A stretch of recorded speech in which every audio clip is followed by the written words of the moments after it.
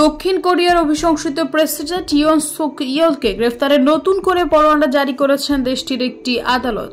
ইয়নের বিরুদ্ধে তদন্তকারীদের নতুন করে পরোয়ানা জারির অবদানের পর আজ মঙ্গলবার তা মঞ্জুর করেন আদালত। এর আগে প্রথমবার তাকে গ্রেফতার করতে গিয়ে ব্যর্থ হয়েছিলেন তদন্তকারীরা।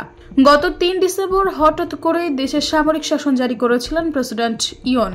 এর মধ্য দিয়ে দেশটিতে কয়েক দশকের মধ্যে সবচেয়ে বড় রাজনৈতিক সংকট দেখা দেয়। পরে সামরিক শাসন জারির ঘোষণা প্রত্যাহার করে নেন ইয়ন।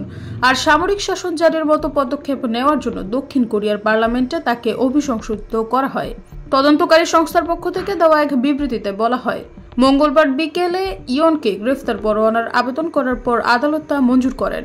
এর আগে জারি করা পরোয়ানার মেয়াদ ছিল 7 দিন। তবে নতুন পরোয়ানার মেয়াদ সম্পর্কে কিছু জানায়নি দেশটির তদন্ত সংস্থা করাপশন ইনভেস্টিগেশন অফিস।